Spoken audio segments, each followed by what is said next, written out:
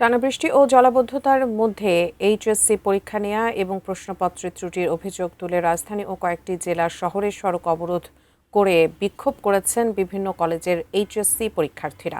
শিক্ষামন্ত্রীর পদত্যাগও দাবি করেছেন তারা। বিস্তারিত শেখর আজাদের রিপোর্টে।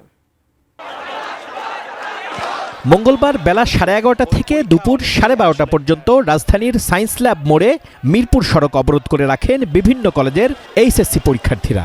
এতে প্রায় 1 ঘন্টা যান চলাচল বন্ধ থাকে। Dhaka city college, Dhaka ideal college, সরকারি Bangla college, BF Shaheen college সহ প্রায় 15টি কলেজের শিক্ষার্থীরা কর্মসূচিতে অংশ নেন। এই সময় তারা শিক্ষামন্ত্রীর পদত্যাগ দাবি করে স্লোগান দেন। আমরা এই জুলাই আন্দোলন করে এই 16 বছরের ফ্যাসিস্টের বাদ দিয়ে এই শিক্ষামন্ত্রী এই বিএমপিকে আনছি। তারা আমাদেরকে বলতেছে ফার্মের মুরগি। এই উনি যে সংসদে বুঝতে পারতেছে এই ফার্মের মুরগিদের কারণে বুঝতে পারতেছে। এটা তো একটা ইনজাস্টিস। এই বৃষ্টির মধ্যে এতটুকু পানি নিয়ে কিভাবে ছাত্র তাড়াতাড়ি পৌঁছাবে হলে?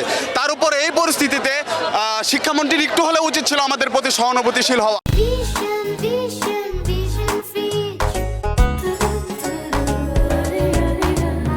পরে বিক্ষোভ মিছিল নিয়ে সচিবালয়ে যেতে চাইলে ঢাকা বিশ্ববিদ্যালয়ের ভিসি চত্বরে পুলিশ ও ছাত্রদলের বাধার মুখে পড়েন শিক্ষার্থীরা। পরে তাদের বুঝিয়ে সরিয়ে দেওয়া হয়।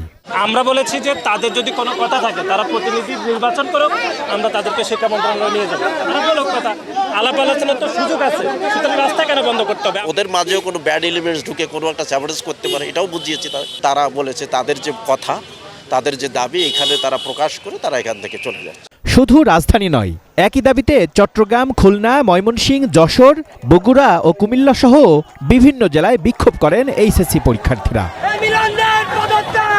Shekhar Azad, ATN news, Dhaka.